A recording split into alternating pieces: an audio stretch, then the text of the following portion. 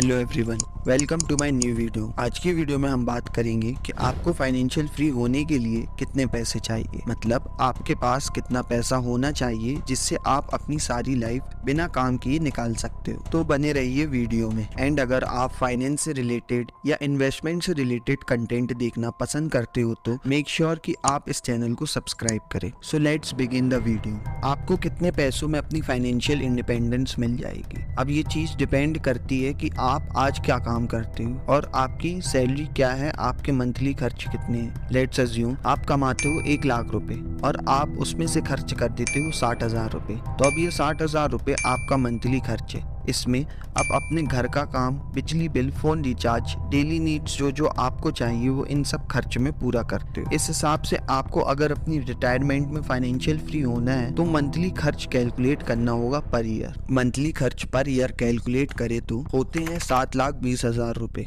आप साल में इतना खर्च करते हो, इस हिसाब से आपको ईयरली एक्सपेंसिव इंटू 50 करना होगा, तब कहीं जाकर आप फाइनेंशियल फ्री बन सकते हो। लेट्स कैलकुलेट 7,20,000 इंटू 50 जो होता है 3.6 ईयर। आपको इतना पैसा चाहिए फाइनेंशियल फ्री होने के लिए। और अब ये आगे बताऊंगा कि आप ये वेल्थ कैसे अचीव कर सकते हो। फर्स्ट, आपको एक अच्छा माइंडसेट रखना होगा। फाइनेंशियल फ्री होने के लिए सिस्टमेटिक तरीके से इन्वेस्टमेंट करना चाहिए, ना कि इसमें कोई गलती करना चाहिए। अब इसके लिए भी मैंने एक अलग वीडियो बना दी है, ऊपर आई बटन में आप क्लिक करके देख सकते हो वीडियो कंप्लीट करने के बाद कि क्या क्या गलतियां आपको नहीं करना चाहिए। अब थोड़ा प्रैक्टिकली करके समझ लेते हैं कि एक्चुअली में आपको क्या क्या पॉइंट्स का ध्यान रखना है फाइनेंशियल फ्री होने के लिए। सबसे पहले आपको एक बजट बना लेना है। लेट्स अज्यूम कि 1,00,000 पर मंथ कमा रहे हो, उसमें से 60,000 रुपए खर्च कर रहे हो। जो 40,000 रुपए बचे हैं उसमें से 20,000 रुपए इन्वेस्ट कर रहे हो और 20,000 रुपए इमरजेंसी फंड में डाल रहे हो, बिकॉज इमरजेंसी फंड भी बहुत जरूरी है। अब आप जो 20,000 इन्वेस्ट कर रहे हो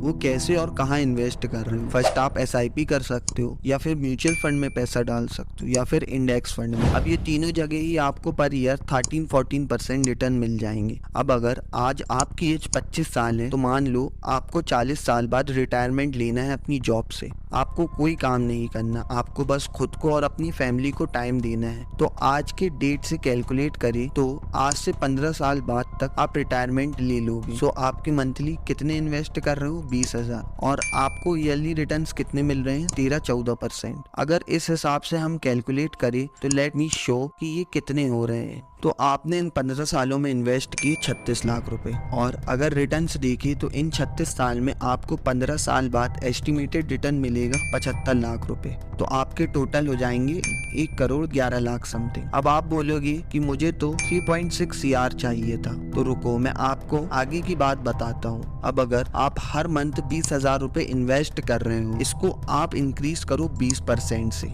मतलब अगर आप पहले 20,000 रुपए लगा रहे हो तो नेक्स्ट ईयर आप 24,000 रुपए लगाओगे, क्योंकि आपकी सैलरी भी तो पर ईयर बढ़ रही है ना। और आपने जो इमरजेंसी फंड रखा है वो भी पैसा है आपके पास। अब नेक्स्ट ईयर आपने 24,000 रुपए लगाए और उसके अगले साल 24,000 का 20% कितना होगा? 4,800। मतलब उसके अगले साल आप लगाओगे 28,800 रुपए। ऐसे करते करते अगले साल और उससे अगले साल। अब ये अमाउंट आपको सिर्फ साल में इन्वेस्ट नहीं करना, आपको हर साल और हर महीने इन्वेस्ट करते रहना है। और आपको 20% पर ईयर से अपनी इन्वेस्टमेंट को बढ़ाना है जब तक आप 40 साल के नहीं हो जाते। तो आप देखते हैं कि इन 15 सालों में आपने कितने पैसे लगाए। तो अगर अपन पर ईयर कैलकुलेट करें तो इन 15 सालों में आप लगाओगे 1,26,00,000 समथिंग। और अगर इसमें 13% का रिटर्न देखा जाए तो वो होगा 2,62,00,000 समथिंग। और दोनों को ऐड करें तो आफ्टर 15 ईयर यू गॉट 3,88,00,000। मतलब अगर आप देखो तो 15 साल बाद जो अमाउंट आपको चाहिए था उससे ज्यादा ही आप अचीव कर चुके होगे, अगर आप एक सिस्टमैटिक तरीके से इन्वेस्टमेंट करोगे और कंपाउंडिंग को समझोगे तो। और आप एक चीज और भूल रहे हो,